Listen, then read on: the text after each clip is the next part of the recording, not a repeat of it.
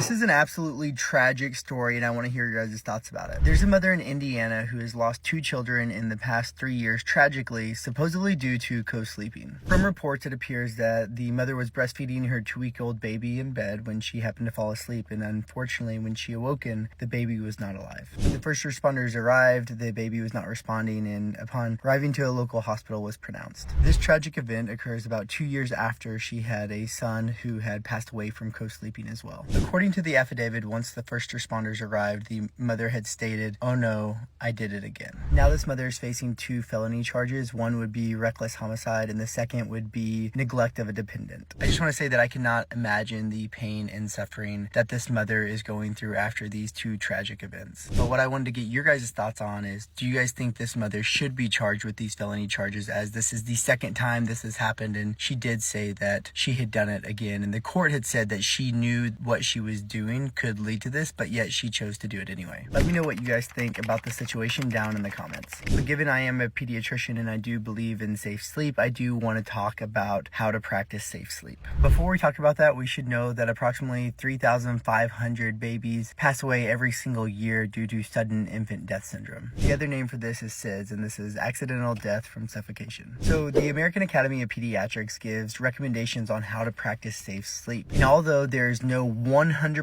for sure way to prevent SIDS, there are measures that we could take to drastically reduce this risk. When your baby is being put to sleep, they should be placed on their back, alone, in their crib or bassinet on a firm surface. Be wary of products that market it as safe sleep practices to use their products, and use this link right here, this website, to see if the products that you want to use are safe. The next recommendation by the AAP is to never sleep with your baby. They recommend to room share, meaning that the baby is in the room with you but in their own bassinet, but not in the same bed as you. Now for new parents, this can be extremely challenging, where they're up many times throughout the night and they're trying to breastfeed in their bed, but they're very tired because they're going on lack of sleep and the hardships of having a newborn, and it's very easy to fall asleep with them. So the AAP recommends, if you are getting tired, to place the baby back in the bassinet. And if there is a risk of you falling asleep, try to make this space as safe as possible, meaning that there's not a lot of pillows, there's not blankets, there's not sheets. And then if you do realize that you fell asleep, when you wake up, place the baby back in the bassinet. There are other instances that make bed sharing much more risky, and they're listed right here. Next would be, make sure to keep loose items out of their bassinet or their crib, and that means any loose blankets, no stuffed animals, and things of that nature. A couple other things that have been shown to reduce the risk would be breast milk and then using a pacifier. Ultimately, practicing safe sleep and choosing not to co-sleep is a very difficult and a very heated topic, but at the end of the day, we need to try to do what is best for our child and to reduce the risk of SIDS. Now, of course, there's a lot of research that shows that there are different measures that we could take to make co-sleeping safer, but that does not make it safe. And the safest way would be not to co-sleep, but to room share with your baby. And again, this is not to pass any judgment, but just to educate. At the end of the day, you are your baby's parent. You will make the decision that you feel is best for them and the best for their overall health. And whatever that is, I hope it is what is safest for the child.